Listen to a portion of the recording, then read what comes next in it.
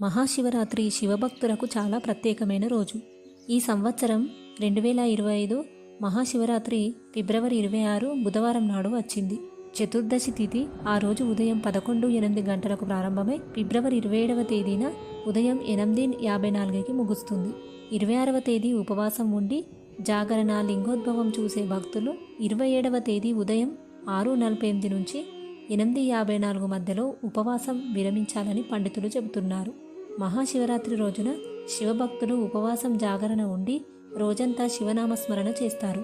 శివుడికి అభిషేకం చేయడంతో పాటు బిల్వార్చన రుద్రాభిషేకం చేస్తారు.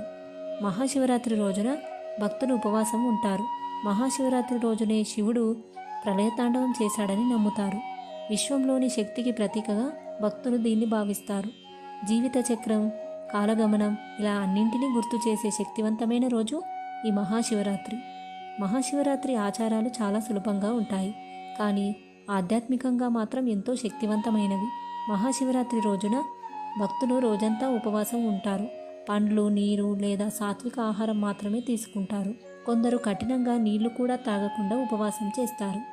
ఉదయాన్నే నిద్రలేచి తలస్నానం చేస్తారు. ఇంటిని, పూజా మందిరాన్ని శుభ్రం చేసుకుంటారు. ఓం నమః శివాయ, శివతాండవ స్తోత్రం వంటి శివమంత్రాలను జపిస్తూ ధ్యానం చేస్తారు. శివలింగానికి పాలతో, నీటితో, తేనెతో, పెరుగుతో, నెయ్యితో, చెరుకు రసంతో అభిషేకం చేస్తారు.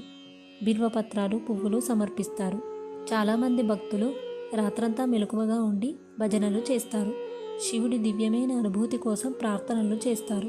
మహాశివరాత్రి మనసులోని చీకట్లను తొలగించే పర్వదినం అని, ఈ రోజున భక్తి శ్రద్ధలతో శివుడిని పూజిస్తే శాంతి, శక్తి లభిస్తాయని భక్తులు నమ్ముతారు.